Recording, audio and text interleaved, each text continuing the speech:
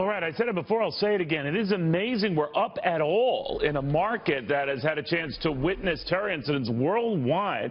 The two big ones, of course, what happened in Berlin last night, also what happened with the Russian ambassador getting shot in front of the open media. And the guy shot him yelling, Allah Akbar, and allowed into that room as a police official, a security official, with the Turkish security team supposedly guarding and looking after the welfare of that ambassador to terror analyst Tara Mullah and Lieutenant Colonel Tony Shaffer.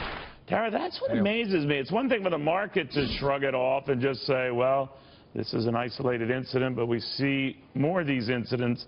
And I don't know whether it's a sign markets are just sadly getting used to them, but this one has, at least in Russia, a more terrifying implication here that this guy was on the inside, and there could be others.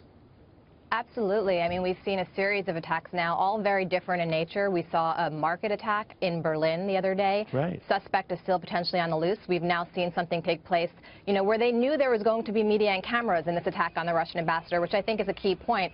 The attacker, the assassin knew that this was going to get media attention. There were reporters in the room taking photos as this occurred.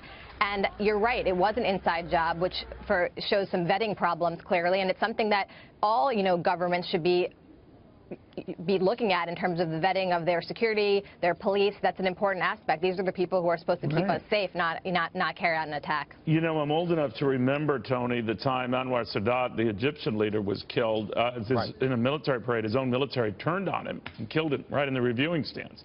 And that ushered in the age of Hosni Mubarak, who was in power for decades.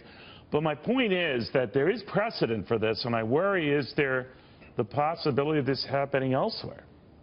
Well, there's a saying, Neil, in the case officer business, even paranoids have enemies, and I think you have to take that to heart.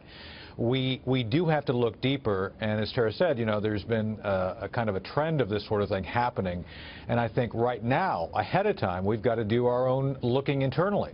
I mentioned yesterday on your show on the other channel about the fact that I was aware of at least one security company attempting to gain work and access to the upcoming security, whatever you call it, the contracting world for the upcoming inauguration.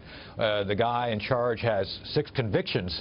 And so I don't think, that's a good idea. I think you've got to look deeper. You've got to look at secondary and third order, who comes up, who shows up, because you're talking about literally tens of thousands of people being involved. And if you got your enemy literally inside the wire, there's no hope of protecting yourself. And a lot of them have already been granted permits for protest. I understand, I could be wrong. The latest data I have, Tara, is that a record number of permit protests or protest permits have been granted, which is everyone's right.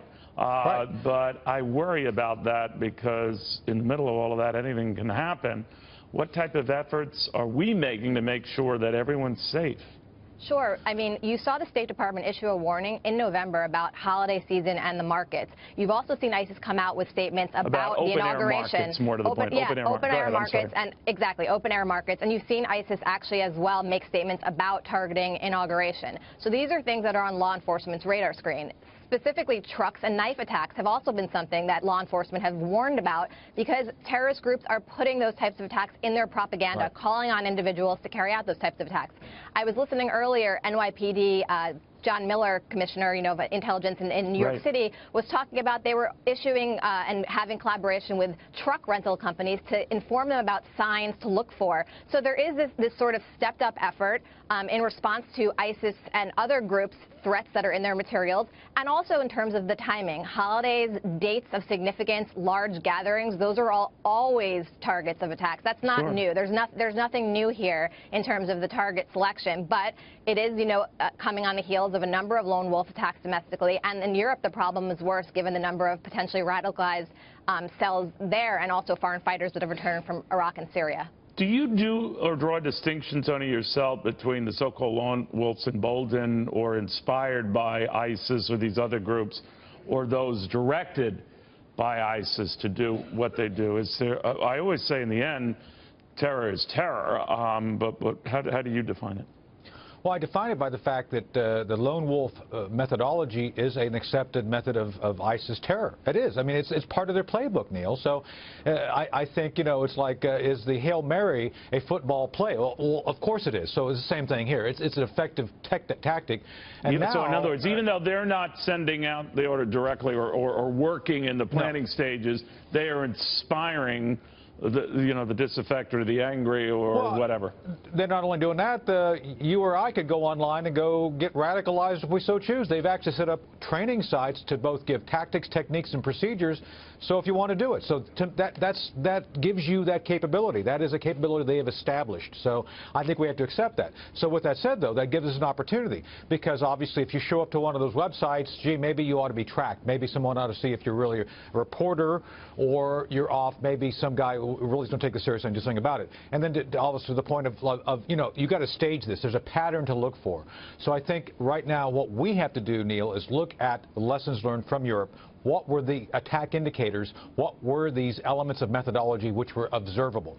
Take those and apply those as a matrix to the situation here to try to stay ahead of this. And I am very optimistic that Mr. Trump coming in, one of the reasons the market hasn't gone down, I think a lot of people feel globally that Mr. Trump's not going to be off playing golf during the middle of terror attacks. I think he's going to take this seriously. I think the team coming in is going to take this seriously.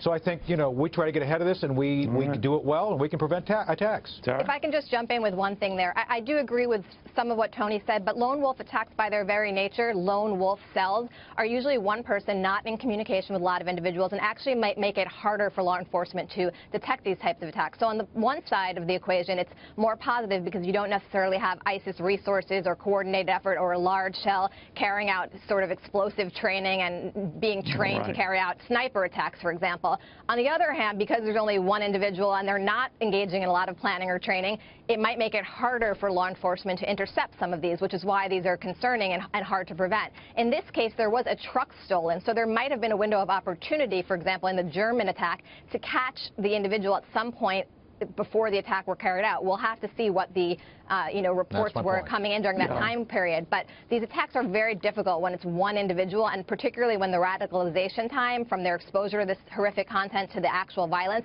has been shortening, the FBI has said. The flash to bang time is what they call it. The time of the initial exposure to radical content and then the actual carrying out of violence, you're seeing that time frame shrink. Yeah, one of the German newspapers, I believe, had said that the truck was stolen as recently as 2 hours prior to the attack. There's no way of certifying that, but we're watching it closely. I want to thank both of you in the meantime for helping us sort this out. Thank you.